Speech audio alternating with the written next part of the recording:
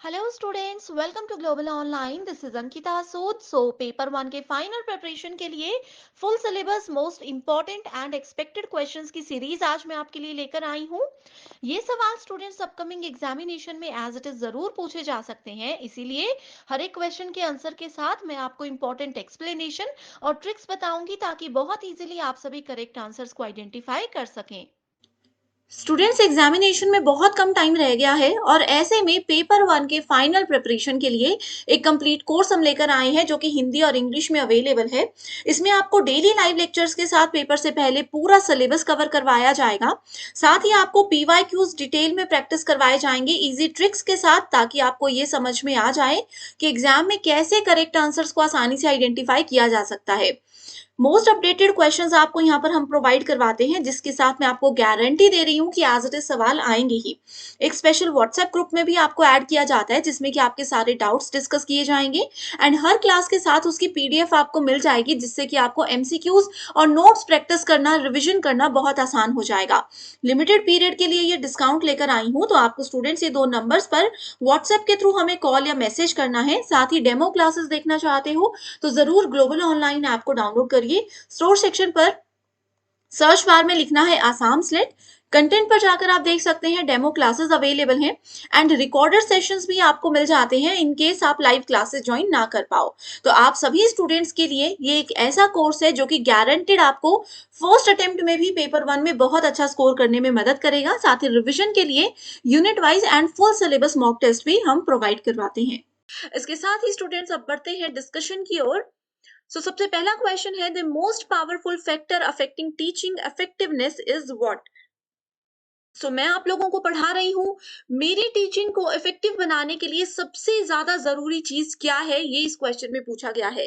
क्या मेरी as matter करती है, कि अगर मेरी एज कम है या ज्यादा है तब आप लोग चीजों को समझोगे। जेंडर मैटर करता है। प्रोफेशनल कॉम्पिटेंसी यानी कि व्यवसायिक दक्षता मैटर करती है, या फिर यूज ऑफ टीचिंग एड्स यानी कि पढ़ाने के लिए किन किन सहायक सामग्रियों का मैं यूज कर रही हूँ, जैसे कि अभी मैं लैपटॉप का यूज कर रही हूँ, पेन का यूज कर रही हूँ, ये सब चीजें। तो मोस्ट पावरफुल यहाँ पर बोला गया है, इसमें करेक्ट आंसर होगा option number 3, that is professional competence. Professional competence क्या होता है, ये किसी पर्सन की, ये किसी टीचर की स्किल होती है।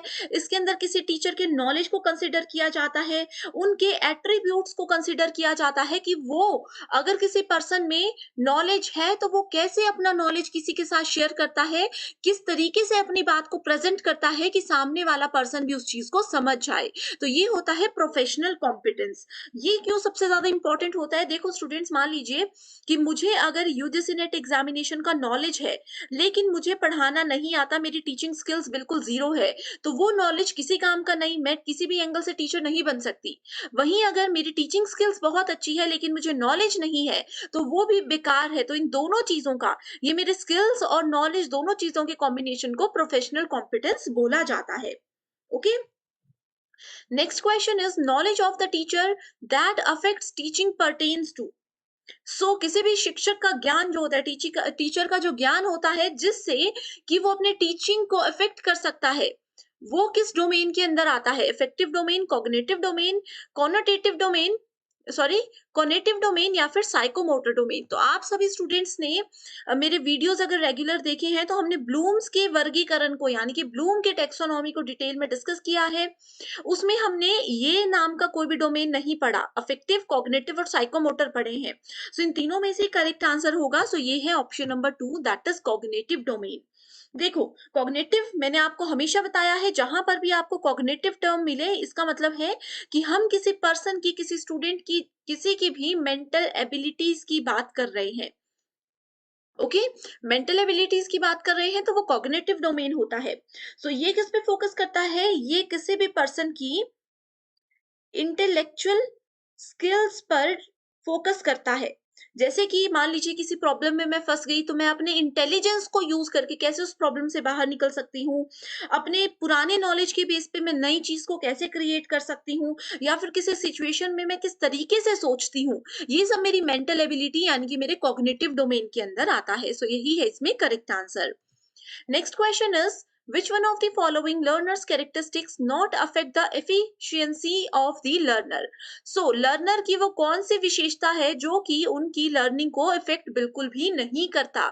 सो देखो स्टूडेंट्स, इस तरीके के क्वेश्चन में आप लोग हमेशा नॉट टर्म पर फोकस कीजिएगा। बहुत बार ऐसा होता है, हमारे साथ भी ऐसा होता था कि नॉट टर्म को हम लोग मिस कर जाते थे और पूरा आंसर गलत हो जाता था। तो ऐसे छोटे-छोटे वर्ड्स पर आपने ध्यान देना है, ठीक है? एंड इस क्वेश्चन में ऑप्शंस है मेंटल मैच्योरिटी, कि किसी का मानसिक कितना पर्सन मैच्योर है, उनका इंटरेस्ट कितना है, उनका एटीट्यूड कितना है, या फिर उनका जेंडर क्या है। सो नॉट बोला है, ठीक है? सो इसका आंसर ज़रूर आपको आता होगा। देखो स्टूडेंट्स, इसके आंसर पे जाने से पहले मैं आपको बता देती हूँ कि अगर ये लेक्चर सीरीज़ आपको पसंद आ रही है, अभी तक के क्वेश्चन जो हमने किए ये आपको क्लियर है एंड आप चाहते हो कि इस तरीके की सीरीज़ मैं लेकर आऊँ, तो कमेंट करके मुझे ज़रूर बताइए, ताकि मैं भी मोटिवेटेड रहूँ और आपके लिए अच्छा काम करती रहूँ और आपका एग्ज़ाम 1 महीने के अंदर क्वालीफाई कराने में आपकी मदद कर सकूँ, ठीक है? सो नॉट में यहाँ पर आता है जेंडर। अब कोई आपको मेल टीचर पढ़ा रहे हैं या फिर फीमेल टीचर पढ़ा रहे हैं, आपको उससे मतलब नहीं होना चाहिए। आपको उनके इंटरेस्ट से, उनके नॉलेज से, उनके एटीट्यूड और उनके मेंटल मैच्योरिटी से मतलब होना चाहिए कि कैसे वो आपको पढ़ा रहे हैं। जो चीज़ की आपको रिक्वायरमेंट है कि उन चीज़ों को ध्यान में रखते हुए वो पढ़ा रहे हैं। जेंडर यहाँ पर बिल्कुल भी इम्पोर्टेंट रोल प्ले नहीं करता है, okay? Next question is the utilization of smart classroom facility depends on. So आप लोगों ने स्मार्ट क्लासरूम पढ़ा होगा जिसमें ब्लैक बोर्ड की जगह डिजिटल बोर्ड्स को यूज किया जाता है, ठीक है? ये सब चीजें किन चीजों पर डिपेंड करती हैं? सो ये कंप्यूटर लिटरेसी, कंप्यूटर या फिर स्टूडेंट्स एज। तो इधर सबसे इंपॉर्टेंट है कंप्यूटर लिटरेसी, ठीक है? अब देखो, अगर किसी टीचर को कंप्यूटर यूज़ करना आता है, कैसे टेक्नोलॉजी के साथ काम करना है, ये सब चीज़ें आती हैं, तभी वो स्मार्ट क्लासरूम में आपकी मदद कर सकते हैं, ओके? ठीक है स्टूडेंट्स, तो अगर आप लोगों को जैसे मान लीजिए नॉलेज जितना मर्जी है, टीचिंग स्किल्स जितने मर्जी हैं, लेकिन अगर आप लोगों को जैसे मैं ऑनलाइन पढ़ा रही हूँ ऐसे पढ़ाने को बोला जाए एंड आप में से किसी को अगर कंप्यूटर नहीं पता, ये पीपीटी कैसे बनानी है, क्वेश्चंस कैसे लिखने हैं, जैसे मैं देखो आंसर पे क्लिक कर रही हूँ तो आपको आंसर नजर आ रहा है, ये सब चीजें कैसे यूज करनी है ये नहीं पता, तो आप लोग स्मार्ट क्लासरूम में थोड़ी सी दिक्कत शुरुआत में हो सकती है, यही इस क्वेश्चन में पूछा है, ओके? कंप्यूटर लिटरेसी का मतलब ही होता है कि कंप्यूटर के बारे में जानकारी, लेटेस्ट टेक्नोलॉजी को कैसे यूज करना है, ये सब चीजें, okay? Next question is types of resources available to a teacher for professional development and learning include. So अब देखो, कुछ कुछ रिसोर्सेज ऐसे हैं जो कि एक टीचर की प्रोफेशनल डेवलपमेंट में भी हेल्प करते हैं और उनके जो स्टूडेंट्स हैं उनकी लर्निंग में भी हेल्प करते हैं, उसकी डेवलपमेंट में भी हेल्प करते हैं। तो वो कौन कौन सी चीजें होती हैं? उनकी प्रोफेशनल लिटरेचर, कोलीग्स यानी कि आसपास काम करने वाले लोग, प्रोफेशनल एसोसिएशन या फिर प्रोफेशनल डेवलपमेंट एक्टिविटीज। सो ये सभी ऑप्शंस बिल्कुल करेक्ट है, okay? So correct answer is 1 2 3 4, that is option number C. अगर देखो, प्रोफेशनल लिटरेचर यानी कि आप लोगों को पता है कि प्रोफेशनली कैसे काम करना है, तो आप एक अच्छे टीचर बन सकते हो एंड अगर आप अच्छे से प्रोफेशनली काम करोगे तो आपके स्टूडेंट्स जो हैं उनको भी चीजें समझने में आसानी होगी। कलीग्स, आप बहुत बार ऐसा होता है, जैसे मैं टीचर हूँ, मैंने भी अपने आस-पास वाले लोगों से जब मैंने शुरू किया था टीचिंग तो बहुत कुछ सीखा कि कैसे पढ़ाना है, कैसे अपनी बात को रखना है। कई अच्छे कलीग्स होते हैं, उनसे हम चीज़ें सीखते हैं, कुछ कलीग्स ऐसे होते हैं जिनसे चीज़ें हम नहीं सीखना चाहते, तो वो सब चीज़ें इसके अंदर आती हैं। Next is the group in which independent variable is present in known is known as। So variable क्या होते हैं? देखो, कभी भी ये आपका रिसर्च एप्टीट्यूड का एक टॉपिक है। रिसर्च में वेरिएबल्स जो है वो कुछ भी हो सकता है। वेरिएबल कोई पर्सन भी हो सकता है, कोई प्लेस भी हो सकता है, कोई चीज भी हो सकती है, ठीक है? सो इंडिपेंडेंट यानी कि स्वतंत्र चर जो होते हैं वो उपस्थित रहते हैं, उसको क्या बोला जाता है? उसको बोला जाता है experimental group. Research design is characterized as. So research में देखो, आपको पता है कि रिसर्च का एक प्रॉपर डिजाइन होता है, सो उसमें क्या क्या चीजें इंपॉर्टेंट है? सो उसमें एक्सप्लोरेशन, एक्सप्लोरेशन मतलब एक्सप्लोर करना, कहीं पर भी एक्सप्लोर करना मतलब होता है खोज करना किसी चीज की। अब हम किसी चीज की खोज कब करते हैं? जिसके बारे में हमें बिल्कुल भी नॉलेज नहीं होता या फिर थोड़ा सा नॉलेज होता है, तो वहां पर हम एक्सप्लोर करते हैं। डायग्नोसिस यानी कि उसका उपचारक करना, उपचार करना क्या होता है? पहले उसके बारे में हम पता कराएँगे कि ये क्यों है, क्या है, फिर उसके बारे में हम फर्दर स्टडी करेंगे, वो डायग्नोज़ होता है। जैसे डॉक्टर इलाज करने से पहले डायग्नोसिस करते हैं, यानी कि वो पूरा चेक करते हैं कि ये बीमारी क्यों हुई, क्या हुई, हमने क्या खाया जिस वजह से हमें कोल्ड हो गया, इस तरीके से डायग्नोज़ करते हैं। सो रिसर्च डिज़ाइन में भी पहले पूरी जानकारी लेना इम्पोर्टेंट है, अपना खोज करना इम्पोर्टेंट है और एक्सपेरिमेंट करना भी इम्पोर्टेंट है, सो इसलिए करेक्ट आंसर है all of these. Next is a researcher examines the relationship between natural disaster and the behaviors that occur in that context. So ये research में किसके example है? देखो students, मैंने आपको research में बहुत बार बताया है कि कभी भी आप लोगों को real life example के साथ question पूछे जाए तो आपने उसको relate करना है अपनी situation के साथ। इसमें बोला है कि कोई भी नेचुरल डिजास्टर अगर हुआ, प्राकृतिक आपदा हो गई, ठीक है, प्राकृतिक आपदा हो गई, उसके बीच में रिलेशनशिप को एग्जामिन कर रहा है कोई पर्सन ए जो कि एक रिसर्चर है, ठीक है, उनके बिहेवियर से क्या फर्क पड़ सकता है, ये बताया गया है, ये इस क्वेश्चन में कहा गया है। आपको बताना है कि कौन सा टाइप के रिसर्च के एग्जाम्पल है। सो ये है आपके को रिलेशनल रिसर्च के एग्जाम्पल। कोरिलेशनल, देखो कोरिलेशनल मतलब दो चीजों के बीच में रिलेशनशिप ये बताता है। इस क्वेश्चन में क्या कहा गया है, कोई प्राकृतिक आपदा आई, उससे किसी पर्सन पे क्या फर्क पड़ा, उन दोनों के बीच में रिलेशनशिप बताया गया है। So a correlational research design investigate relationship between two variables. Two variables, दो से ज्यादा भी हो सकते हैं लेकिन मिनिमम दो तो होने ही चाहिए, without researcher controlling and manipulating any of them, ठीक है, और इसको क्या बोला जाता है, non experimental type of quantitative research. So ये क्वांटिटेटिव और नॉन एक्सपेरिमेंटल की कैटेगरी में काउंट किया जाता है। Okay, next is the operational definition of variable indicates as to how that variable may be. So ये variable क्या हो सकते हैं, measured हो सकते हैं, मापा जा सकता है जिनको, वो होते हैं operational variables. Next we have is the longitudinal studies are the type of. So longitudinal studies होती हैं लंबे समय तक चलने वाली स्टडी, ठीक है, ये क्या होती है पहले इसकी डेफिनेशन मैं आपको बता देती हूँ। रिसर्चर क्या करते हैं, जो रिसर्चर होते हैं वो रिपीटेडली एग्जामिन करते हैं सेम इंडिविजुअल को to detect any changes that might occur over a period of time. जैसे कि मान लीजिए मैं रिसर्चर हूँ, ठीक है, और मैं आप में से किसी पर्सन ए के बिहेवियर को ऑब्जर्व कर रही हूँ, मैं ऑब्जर्व कर रही हूँ आपके डे वन से। बहुत सारे बच्चे ऐसे हैं जो कि हमारे व्हाट्सएप ग्रुप में भी हैं या डेली हमारे साथ वीडियोस के माध्यम से जुड़े हुए हैं। मैं आप सभी को डे वन से ऑब्जर्व कर रही हूँ कि कौन बच्चा एक्टिव है कौन नहीं है, ठीक है, तो ये हो सकता है। उसके बाद मैंने डे 30 पे भी आपको ऑब्जर्व किया कि इतने लंबे समय में आप में कोई बदलाव आया, आपकी ग्रोथ, आपकी डेवलपमेंट, आपके एग्जामिनेशन के प्रति जो आपका इंटरेस्ट है, उसमें कोई बदलाव आया या नहीं आया। मैं धीरे-धीरे समय के साथ-साथ आप पे ध्यान दे रही हूँ, ये लॉन्गिट्यूडिनल स्टडी होती है, ठीक है? सो इससे क्या होता है, ये आपको डेवलपमेंट स्टडी भी इसको बोला जाता है। यानी कि आप लोगों का विकास हो रहा है कि नहीं, ये इसमें जनरली मेजर किया जाता है।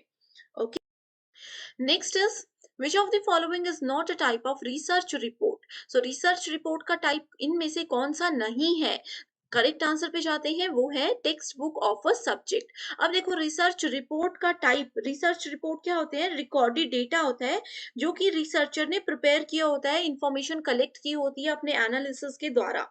Research report is reliable source, ये एक रिलायबल रिसोर्स होता है to recount details about a constructed research. So उसमें थीसिस भी होती हैं, डिसर्टेशन भी होता है, रिसर्च पेपर होता है, कॉन्फ्रेंस, सेमिनार, ये सब चीजें भी आ जाती हैं। Okay, next question is failure to acknowledge the borrowed material in thesis, dissertation, research paper is called.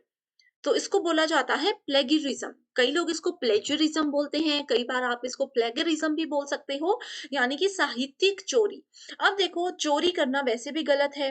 अब मान लीजिए कि मैंने कोई रिसर्च की थी, मान लीजिए मैंने किसी भी सोशल वर्क पर अपने रिसर्च की, पीएचडी के दौरान। ओके, सो उस समय पे मैंने क्या किया, मेरा जो भी डेटा था, मेरी जो भी थीसिस थी या फिर मेरा जो भी डॉक्यूमेंट मैंने बनाए थे, वो सब डॉक्यूमेंट आप में से किसी भी एबीसी नाम के पर्सन ने यूज कर लिए।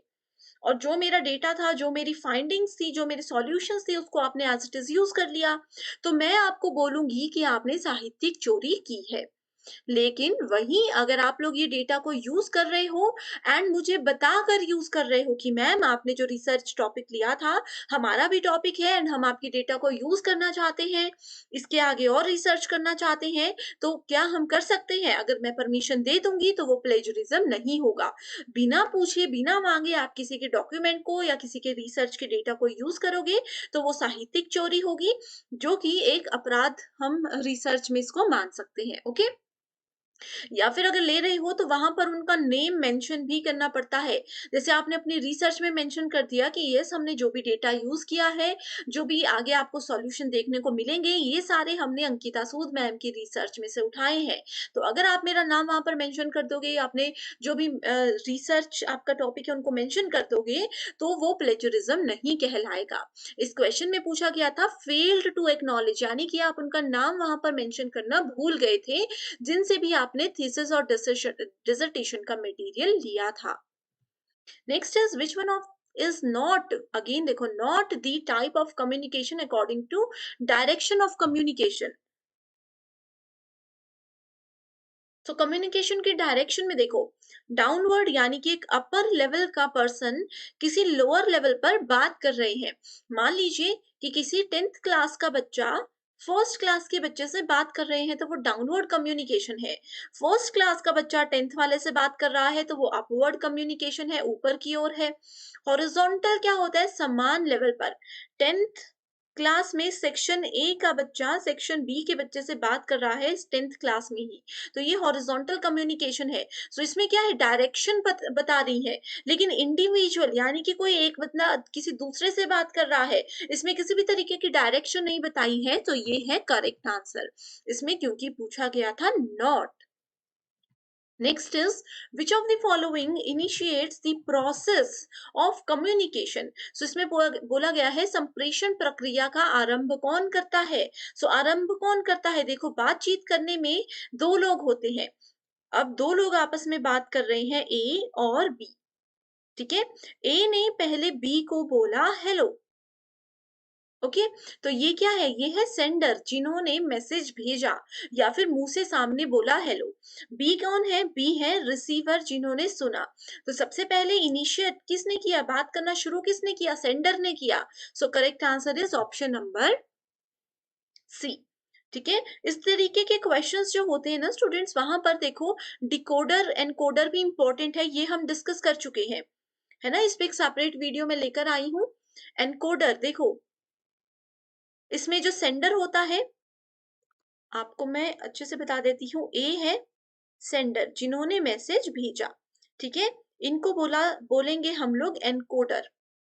बी है रिसीवर, जिन्होंने मैसेज रिसीव किया, और इनको क्या बोलेंगे? इनको बोलेंगे डिकोडर। और मीडियम क्या होता है? मीडियम होता है माध्यम। माध्यम मतलब कैसे मैसेज भेजा, सामने बोलकर मैसेज भेजा, मोबाइल में मैसेज किया, या फिर चिट्ठी लिखी, या फिर किसी भी सोशल मीडिया के थ्रू मैसेज किया, कुछ भी हो सकता है, ये होता है medium. Next is effective communication presupposes. Effective communication पूर्ण नियत क्या करता है? ये पैसिविटी करता है। सो पैसिव कम्युनिकेशन क्या होता है? It is not expressing your honest feeling.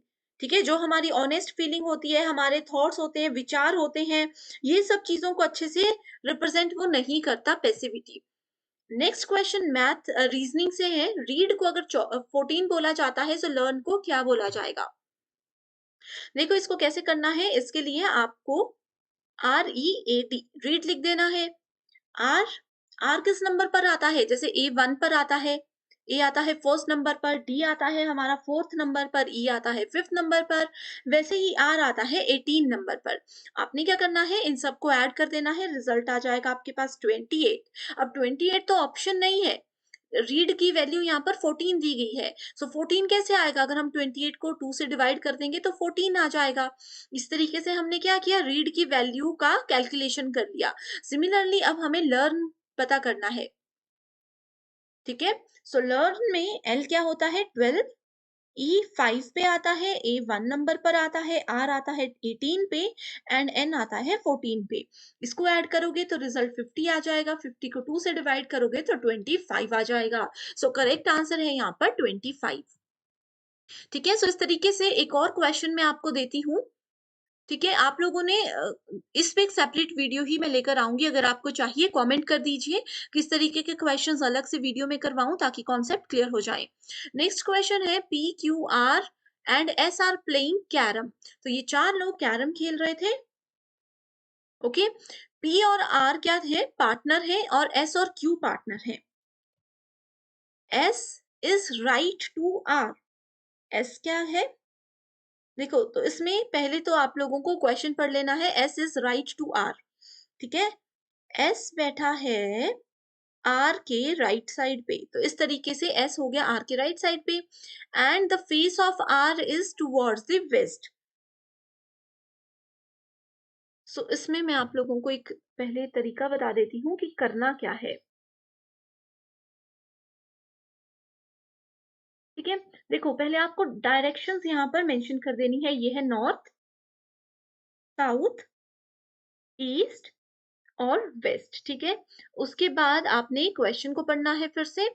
S is right to R and R is toward west. R किस तरफ है? वेस्ट की तरफ को बैठा हुआ है, यानी कि आर का फेस जो है वो वेस्ट की तरफ है। इसका मतलब आर कहाँ है? ईस्ट पे बैठा है। देन व्हाट, और एस कहाँ है? आर के राइट साइड पे है। सो एस कहाँ पर आ जाएगा? यहाँ पर आ जाएगा। Then what will be the direction of Q's face? So Q कहाँ पर बैठा है ये पूछा है। सो क्यू देखो यहाँ पर बैठा है। कैसे पता चला? क्योंकि इस क्वेश्चन में बोला है कि एस और क्यू पार्टनर है। सो पार्टनर हमेशा आमने सामने बैठते हैं। सो एस और क्यू पार्टनर है। एस की पोजीशन इन्होंने बताई है, क्यू यहाँ पर आ जाएगा। सो पूछा गया है कि किस डायरेक्शन में क्यू का फेस है। सो क्यू का फेस किस डायरेक्शन में है? नॉर्थ वाली डायरेक्शन में क्यू का फेस है, इस तरफ को मुंह करके वो बैठा है। सो करेक्ट आंसर है ऑप्शन नंबर सी। इसको फिर से आप लोग देख लीजिएगा। नेक्स्ट क्वेश्चन आपका कॉम्प्रिहेंशन पे है। अब देखो ये पूरा पैराग्राफ बहुत इजी है। वीडियो को पॉज कीजिए, इस पूरे पैराग्राफ को पढ़िए एंड ये है आपके सामने क्वेश्चन। इसका आंसर मैं बता देती हूँ, ऑप्शन नंबर 4। नेक्स्ट क्वेश्चन भी सेम पैराग्राफ पर बेस्ड है। इसका क्वेश्चन का आंसर देख लीजिए एंड क्वेश्चन नंबर 3 का आंसर भी आप लोग देख लीजिए। ओके, सो अगर आपको इसमें कोई डाउट है तो मुझे कमेंट करके बता दीजिएगा। क्वेश्चन नंबर यहाँ पर लिखे हुए हैं, question number 20, 19 and 18। Next question mathematics पर बेस्ड है। सो यहाँ पर आप लोग देख सकते हो, फिल अप 3, 7, 10 एंड 14। देखो इसको आपने ऐसे लिख देना है, 3 और 7 के बीच में कितने का डिफरेंस है? 3 में अगर हम 4 प्लस करते हैं तो 7 आता है। 4 में सॉरी 7 में अगर हम लोग 3 जमा करते हैं तो 10 आता है। और 10 में अगर हम 4 जमा करते हैं तो 14 आ जाएगा। सेम क्या करेंगे? 14 में अगर 3 जमा कर देंगे तो रिजल्ट आ जाएगा 17। So correct answer is option number B, that is 17। सो यही होता है पैटर्न। अच्छा, अच्छे से इसको समझ लीजिएगा। रीजनिंग पे कैसे ये क्वेश्चन सॉल्व करने हैं, इस पे ऑलरेडी वीडियोस हमारे ऐप पर हैं, जिसका लिंक डिस्क्रिप्शन बॉक्स में है और डिटेल में आपको बता चुकी हूँ। Next question is which of the following is different from others. So कौन सा अलग है? इसके लिए देखो स्टूडेंट्स, आपको एबीसीडी पता होना चाहिए पूरा।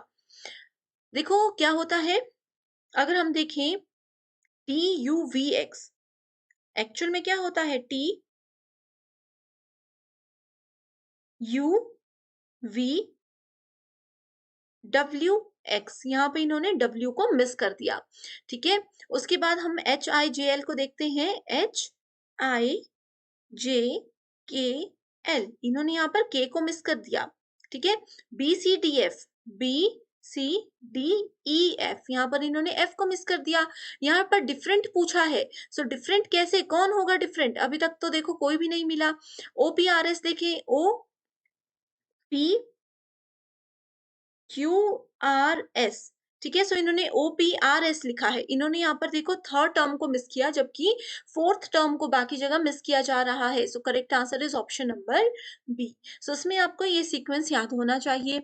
Next is J is the mother of K. अब देखो इस तरीके के क्वेश्चन को बहुत बार एग्जाम में पूछा जाता है। सिंपल सा ट्रिक मैं आपको बताती हूँ। जे जो है, एक सेकेंड रुकिएगा। देखो यहाँ पर पूछा गया है जे इज द मदर ऑफ के। जे इज द मदर ऑफ के। ठीक है, फीमेल के लिए माइनस का साइन यूज होता है और मेल के लिए प्लस का यूज होता है, लेकिन यहाँ पर अभी तक बताया नहीं गया है कि के मेल है या फिर फीमेल है। उसके बाद बोला गया है L is the son of J. L जो है वो जे का सन है, यानी कि जे के दो बच्चे हैं, एल और के। ठीक है, M is the brother of N। M और N अभी तक आपको नहीं मिले हैं, सो इस वाली स्टेटमेंट को आप स्किप कर सकते हो। उसके आगे बोला है N is the daughter of K। N जो है वो N है, ये N is the daughter of K। Okay, then who is the grandmother of M। अब देखो यहाँ पर N हमें मिल गया, आगे लिखा है M is the brother of N, यानी कि M is the brother of N। ये दोनों क्या है, ये दोनों भाई बहन है, सिबलिंग्स है। सो इसमें पूछा गया है who is the grand mother of M। So M की ग्रैंड मदर कौन हुई, M की मदर है K और K की मदर है J। सो ग्रैंड मदर कौन हुई, J। So correct answer is option number A. Next is if the proposition no men are honest, no men are honest is taken to be false। इसको अगर हम लोग false मान लेते हैं, which of the following proposition can claim certainly true। देखो इस पे मैं आपके लिए एक वीडियो बहुत बार लेकर आई हूं जिसमें मैंने आपको AEIO वाला कॉन्सेप्ट बताया है। इसमें क्या होता है, AEIO में क्या होता है, A का मतलब होता है all, इसका मतलब होता है some, ये होता है no और ये होता है some not। ठीक है, सो इसमें देख सकते हो आप लोग, नो मेन आर ऑनेस्ट। मैं इसमें कलर्स बार बार इसलिए चेंज कर रही हूँ ताकि आप लोगों को इजी हो जाए समझने में। नो मेन, इसमें बोला है no men are honest, so ये ई वाली स्टेटमेंट है। इस स्टेटमेंट को अगर हम लोग फॉल्स मान लेते हैं, सो ट्रू कौन सी स्टेटमेंट होगी, इस स्टेटमेंट के साथ अगर हमें ऑपोजिट स्टेटमेंट लेनी है तो हम आई लेते हैं। अगर ये फॉल्स होगी तो ये वाली हमेशा ट्रू होगी, एंड अगर ये वाली स्टेटमेंट ट्रू बताई होती तो ये वाली स्टेटमेंट हमेशा फॉल्स होती। ये दोनों एक दूसरे के ऑपोजिट होते हैं। वैसे ही ए और ओ के केस में भी होता है। सो इसमें आई की बात करते हैं, सो आई मतलब some. So correct answer some man are honest. So ये है हमारा correct answer. Next question is some idealist are fanatics, all reformers are idealist are and some formers are feminist. ये दोनों ही स्टेटमेंट्स में से आपको बताना है क्या है। सो इसमें बोला है both the statements are true and R gives the correct explanation of A. So ये इसका करेक्ट आंसर है। इसी के साथ बढ़ते हैं नेक्स्ट क्वेश्चन की ओर, जो कि है आईसीटी यूनिट में से पूछा गया। The internet protocol address of each computer is। so देखो इंटरनेट प्रोटोकॉल एड्रेस यानी कि IP एड्रेस, आप लोगों ने इसके बारे में जरूर सुना होगा। जैसे किसी भी पर्सन का एक यूनिक नंबर, आधार नंबर होता है जो कि उनकी एक आइडेंटिफिकेशन होती है, वैसे ही जो भी कंप्यूटर इंटरनेट के साथ कनेक्टेड होता है, अब आपको तो पता ही है कि हर एक डिवाइस आज के समय में इंटरनेट के साथ कनेक्ट होती ही है, तो हर एक डिवाइस को एक यूनिक नंबर दिया जाता है जो कि आईपी एड्रेस कहलाता है। सो करेक्ट आंसर है यहाँ पर यूनिक नंबर, यूनिक एड्रेस ये होता है। Okay, next question is what is the full form of BCR as used in computer related activities। so ये भी ICT यूनिट में से क्वेश्चन है, बहुत इजी क्वेश्चन है। BCR की फुल फॉर्म पूछी गई है। सो स्टूडेंट्स इसकी फुल फॉर्म होती है बार कोड रीडर। अब देखो आप लोगों ने शायद ये नहीं सुना होगा, आपको ऐसा लग रहा है, लेकिन एक एग्जाम्पल मैं बताऊंगी तो आपको क्लियर हो जाएगा। आपने ये वाला कोड तो जरूर देखा होगा। आप कुछ भी खरीदो, आप चाहे एक कोई 10 रुपए की पेन खरीदो या फिर आप बड़ी सी कोई 100 रुपए की चॉकलेट ही खरीद लो, कुछ भी प्रोडक्ट आप खरीदते हो मार्केट से, सो उसमें ये कोड बना होता है। एंड जब आप लोग कभी किसी मॉल में जाते हो या फिर किसी भी शॉप पर जाते हो, बड़ी सी शॉप पर, वहां पर बिल जो बनाया जाता है वो इस कोड को इस मशीन से स्कैन करके बनाया जाता है। ठीक है, सो ये वाली जो मशीन है, इसको बोला जाता है बार कोड रीडर, और ये जो कोड होता है इसको बोला जाता है बार कोड। ओके, इससे क्या होता है, इसमें सारी डिटेल्स हाइड की होती हैं उस प्रोडक्ट के बारे में जो कि आप लोग इस मशीन से रीड कर सकते हो। राइट, अगर आपने ये देखा है तो जरूर मुझे बताइए। Next question is, which of the following is not an example of storage devices? So storage devices पर एक separate वीडियो मैं जल्दी से जल्दी आपके लिए लेकर आने वाली हूँ, ये बहुत इंपॉर्टेंट है।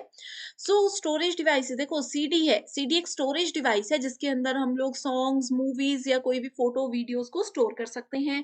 सेम डीवीडी भी होती है, हार्ड डिस्क में भी ऐसा ही होता है। सो करेक्ट आंसर है यहाँ पर लूप पैटर्न। सो ये किसी भी तरह का स्टोरेज के लिए यूज नहीं होता। अब यहाँ पर मैं आप लोगों को एक होमवर्क क्वेश्चन दे रही हूँ। ये होमवर्क क्वेश्चन आपकी तैयारी में मदद करेगा एंड एग्जाम में ज़रूर देखने को मिलेगा। होमवर्क क्वेश्चन ये है कि फुल फॉर्म बताइए मुझे सीडी की और डीवीडी की। अगर आपको आंसर आता है तो बहुत अच्छी बात है, अगर नहीं आता है तो चाहे आप लोग गूगल पे सर्च कीजिए आंसर को और फिर मुझे कमेंट करके बताइए। इससे क्या फायदा होगा, इससे बाकी स्टूडेंट्स को भी आप मदद कर रहे हो एंड एग्जाम में क्वेश्चन आएगा तो आप लोगों को याद रहेगा कि हमने उस चीज को टाइप किया था कमेंट में, तो बहुत हेल्प आप लोगों की हो जाएगी। Okay, next is what is Norton. So Norton क्या है, आप सभी ने कंप्यूटर यूज किया है, मोबाइल यूज किया है, तो आप लोगों ने वायरस का नाम भी सुना होगा। वायरस क्या होता है, कोई भी अनवांटेड फाइल्स अगर हमारे लैपटॉप, हमारे मोबाइल में आ जाती हैं तो उसको वायरस बोला जाता है। एंड वायरस को रिमूव करने के लिए या फिर उसको हमारे कंप्यूटर में आने, अंदर एंटर होने से रोकने के लिए यूज होता है एंटीवायरस, एंड एंटीवायरस का नाम है नॉर्टन। ठीक है, आप समझ सकते हो कि ये एक एंटीवायरस का एक ब्रांड है, एक टाइप है। ओके, नाम होता है ये नॉर्टन एंटीवायरस। ओके, सो आप लोगों के लिए देखो स्टूडेंट्स, यहाँ पर मैं होल्ड पर रख रही हूँ। आईसीटी में एक इनपुट आउटपुट डिवाइसेस पे आप पे वीडियो लेकर आनी है, एक मेमोरी पे आप लोगों के लिए मैं वीडियो लेकर आने वाली हूँ, और एक आप लोगों के लिए एंटीवायरस एंड वायरस पे सेपरेट वीडियो आएगी। तो इसके अलावा भी कोई टॉपिक अगर आपको लगता है कि मुझसे अभी तक मिस हो चुके हैं, आप मुझे बता दीजिए, मैं जल्दी से जल्दी वो सेशंस आपके लिए लेकर आऊंगी। इसके अलावा नेक्स्ट क्वेश्चन है, how internet banking can be accessed through. So internet banking को कैसे हम यूज कर सकते हैं। आप सभी ने देखा है आजकल ऑनलाइन हम लोग गूगल पे यूज करते हैं या फिर ऑनलाइन घर पर बैठे ही बैंक के बेनिफिट्स उठा सकते हैं, तो वो कैसे होता है, मोबाइल में यूज कर सकते हो अगर आपके मोबाइल में इंटरनेट है, लैपटॉप में यूज कर सकते हो विद इंटरनेट फैसिलिटी, कंप्यूटर में भी यूज कर सकते हो with internet facility. So correct answer है ऑप्शन नंबर डी। बहुत इजी क्वेश्चंस हैं, आप लोगों को देखो यहाँ पर कितना लेवल इसका क्या है, आपको क्लियर आइडिया हो रहा होगा। Next is which of the following is not an input device. So input devices क्या होती हैं, कंप्यूटर के अंदर किसी भी डिवाइस की मदद से अगर हम लोग डेटा या इंफॉर्मेशन को एंटर करते हैं, सो उसमें हमें मदद करती हैं इनपुट डिवाइसेस। ठीक है, सो माइक्रोफोन क्या करते हैं, माइक्रोफोन आवाज हमें अपनी बाहर की आवाज कंप्यूटर या मोबाइल के अंदर एंटर करने में मदद करता है। कीबोर्ड क्या करता है, कीबोर्ड में जो बटन्स होते हैं उसको अगर प्रेस करेंगे तो वो सारा डेटा कंप्यूटर के अंदर डालने में हमें मदद करता है। ठीक है, Mozilla Firefox and mouse, mouse क्या करता है, माउस आप चलाओगे, किसी भी फोल्डर के अंदर क्लिक करोगे तो आप लोग उस फोल्डर को ओपन कर सकते हो। तो ऑप्शन नंबर ए, बी और डी ये तीनों इनपुट डिवाइसेस हैं। इसमें पूछा गया है नॉट, सो नॉट में आ गया मोजिला फायरफॉक्स, ये क्या है, आउटपुट डिवाइस भी ये नहीं है। मोजिला फायरफॉक्स क्या है, ये आप लोगों के पास एक वेब ब्राउजर है। ठीक है, मोजिला फायरफॉक्स हो गया, आप लोग गूगल क्रोम यूज करते हो अपने मोबाइल फोन में भी। ठीक है, इसके अलावा आप लोग इंटरनेट एक्सप्लोरर को यूज करते हो। ये सब क्या है, वेब ब्राउजर है, इस पे भी एक सेपरेट वीडियो मैं कल ही आपके लिए लेकर आऊंगी। ओके, नेक्स्ट, पेपर 2 के फाइनल रिवीजन के लिए एक स्टडी मटेरियल हम लेकर आए हैं जिसमें आपको full syllabus updated notes and MCQs मिलेंगे। एमसीक्यूज के साथ स्टूडेंट्स यहाँ पर आपको आपके स्टेट और अदर स्टेट्स के पीवाईक्यूज भी हम प्रोवाइड करवाते हैं एंड ये सारा कंटेंट पीडीएफ की हेल्प से मिलेगा जो कि ना सिर्फ एग्जामिनेशन बल्कि इसके बाद होने वाले इंटरव्यू को क्वालिफाई करने में भी आपको हेल्प करेगा। तो ये जो भी सब्जेक्ट्स आपके सामने हैं आपको इनके फाइल्स का एक्सेस मिल सकता है। इसके लिए गिवन नंबर्स पर आपको व्हाट्सएप के थ्रू कांटेक्ट करना है और पूरी जानकारी मिल जाएगी। इसी के साथ नेक्स्ट क्वेश्चन है, the national disaster management authority functions under which union ministry. So राष्ट्रीय आपदा प्रबंधन प्राधिकरण केंद्र जो है वो किस मंत्रालय के अंदर काम करता है? ये करता है आपका होम अफेयर्स के अंदर काम। सो जितने भी मिनिस्ट्री हैं, आपको ये पढ़कर जाना है कि कौन-कौन सी मिनिस्ट्री किसके अंदर आती है एंड क्या-क्या उनकी रिस्पॉन्सिबिलिटीज़ होती हैं। Next question is at this juncture, the development and environment have become what? They have become opposite to each other. देखो opposite क्यों उसको बोला गया है? अगर हम लोग कंट्री की या फिर किसी पर्टिकुलर एरिया की डेवलपमेंट कर रहे हैं, तो उसके लिए हमें एनवायरनमेंट को नुकसान पहुंचाना पड़ रहा है। यानी कि कोई अगर प्रोजेक्ट बनाना है, कोई बिल्डिंग बनानी है या फिर कोई कुछ भी चीज़ बनानी है जिससे कि किसी ह्यूमन को हेल्प हो, उसके लिए ईज़ी हो, तो हमें पर्यावरण को नुकसान पहुँचाना पड़ रहा है, बहुत सारे पेड़ काटने पड़ रहे हैं या फिर अगर लोगों की सुविधा के लिए रोड हमें बनाने हैं, तो भी हमें पर्यावरण को नुकसान पहुँचाना पड़ रहा है, तो वो सब चीज़ें क्या हैं, ये ऑपोज़िट हैं एक-दूसरे के। एंड वहीं अगर हम लोग पर्यावरण को बचाने लगेंगे, तो ह्यूमन को जो है बेनिफिट्स नहीं मिल पाएँगे। Next is result of deforestation is जो पेड़ों के कटान होते हैं, उसका क्या परिणाम है? उसका परिणाम होता है डिस्टर्बेंस ऑफ नेचुरल बैलेंस, यानी कि जो देखो आप लोगों को पता है कि आज के समय में मौसम में कितने ज़्यादा उतार-चढ़ाव आते रहते हैं, है ना? पेड़ कट रहे हैं जिसकी वज़ह से बारिश कम हो रही है, हमारे पर्यावरण को नुकसान हो रहा है। नेचुरल बैलेंस जो होता है उसमें डिस्टर्बेंस होती है, उसका संतुलन बिगड़ जाता है। एक्सटिंक्शन ऑफ मेडिसिनल प्लांट्स, यानी कि जो भी मेडिसिन जो औषधि वाले प्लांट्स होते हैं, जैसे जड़ी बूटियां होती हैं जिससे बहुत सारी बीमारियों को पहले के जमाने में ठीक किया जाता था, वो भी कट रहे हैं जब हम पेड़ काट रहे हैं या वनों को काट रहे हैं। रेन साइकिल बिकम्स इरेगुलर, आप लोगों को पता है कि बारिश जो गड़बड़ होती है कि किसी भी समय बारिश हो जाती है, कभी भी तेज गर्मी आ जाती है, ये सब किसकी वजह से है? डिफॉरेस्टेशन की वजह से है। Correct answer is option number D, that is all of the above. Students, अगर आपको ये सीरीज पसंद आ रही है एंड आप और भी क्वेश्चन सीरीज मुझसे चाहते हो कि मैं सॉल्व करके लेकर आऊं ताकि आपके कॉन्सेप्ट्स भी क्लियर हो जाएं, तो मुझे कमेंट कर दीजिए, या पर्टिकुलर टॉपिक पर आपकी कोई डिमांड है तो भी मुझे जरूर बताइए, मैं आपकी डेफिनेटली हेल्प करूंगी। Next is environmental management is related with what? Environment को यानी कि पर्यावरण का प्रबंधन किस चीज से संबंधित है? ये प्रिजर्वेशन और कंजर्वेशन, यानी कि संचयीकरण और संरक्षण दोनों से ही जुड़ा हुआ होता है। अगला क्वेश्चन है विच one of the following is not a natural hazard? Natural hazard मतलब प्राकृतिक आपदा कौन सी नहीं है? अर्थक्वेक, भूकंप प्राकृतिक आपदा है, सुनामी भी एक प्राकृतिक आपदा है, उसके अलावा फ्लैश फ्लड आकस्मिक बाढ़ जो होती है वो भी एक प्राकृतिक आपदा आपदा है।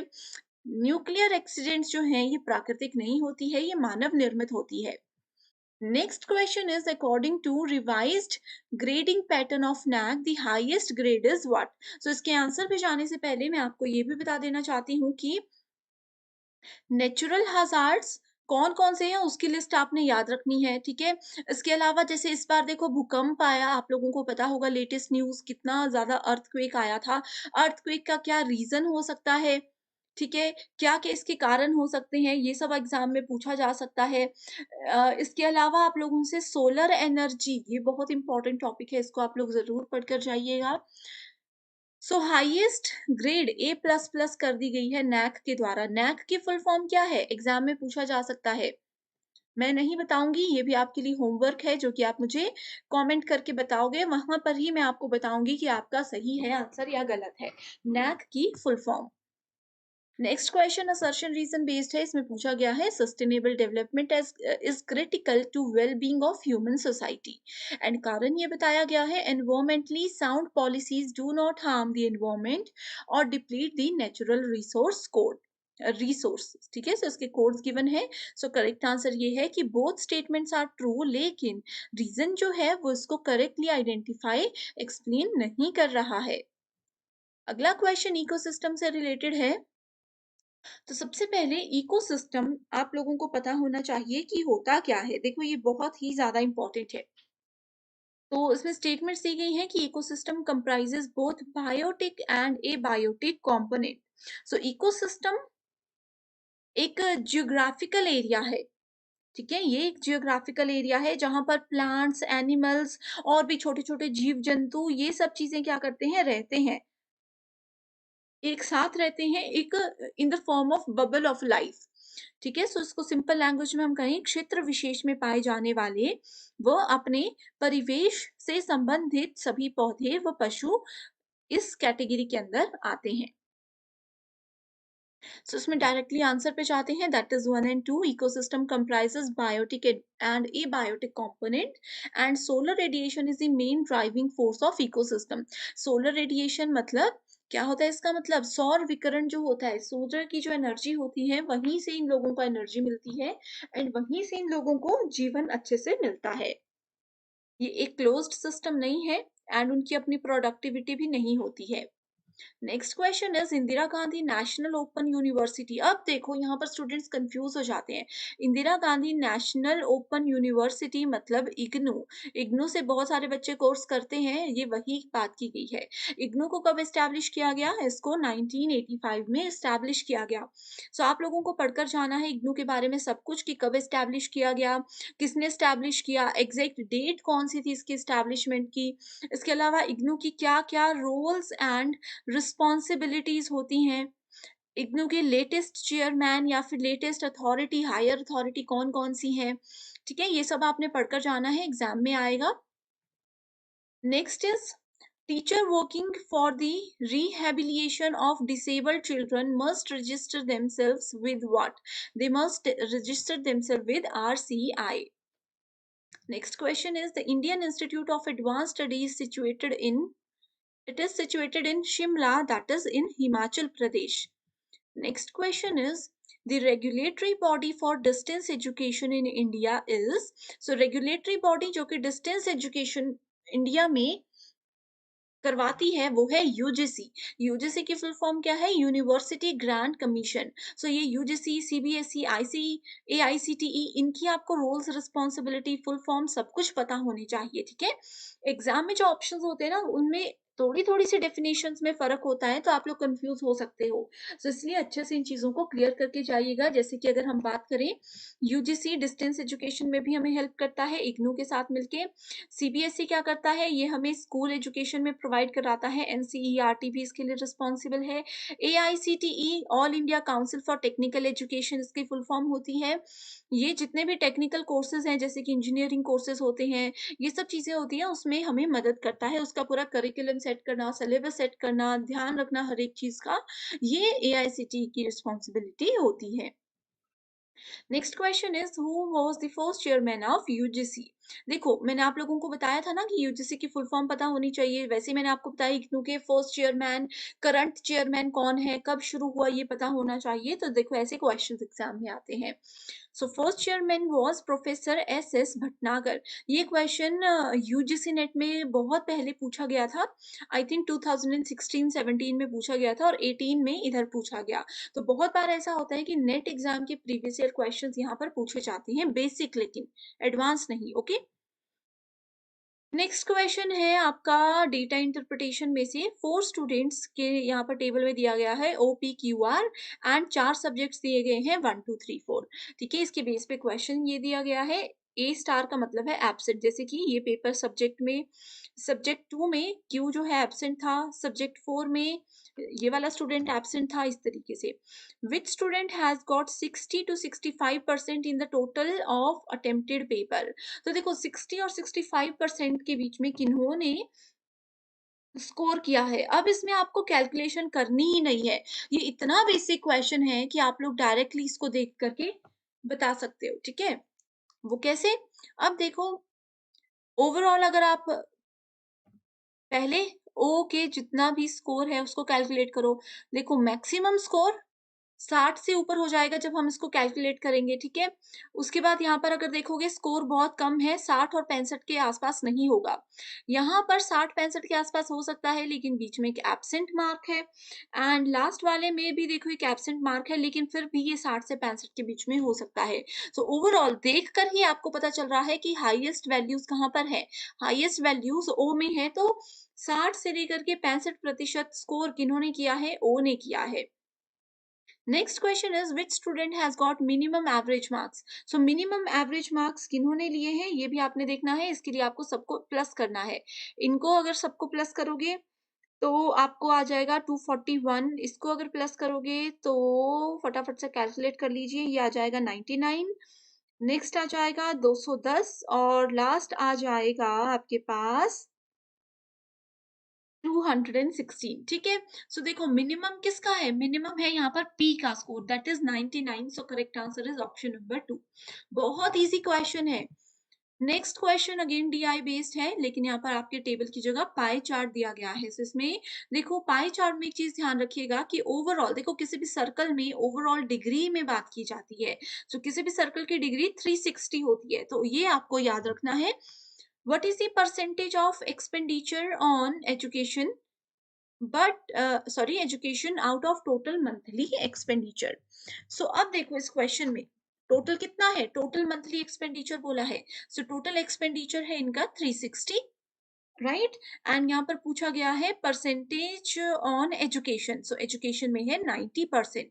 सो परसेंट में है लेकिन ये डिग्री में है, तो इसको कैसे कैलकुलेट किया जाएगा, इसको आप करोगे 90 बाय 360 इंटू 100। सो जब आप लोग इसको पूरा कैलकुलेट करोगे तो रिजल्ट आ जाएगा 25%। So correct answer is option number C. Okay, next question is if expenditure on food is 1500 then what will be the expenditure on cloth?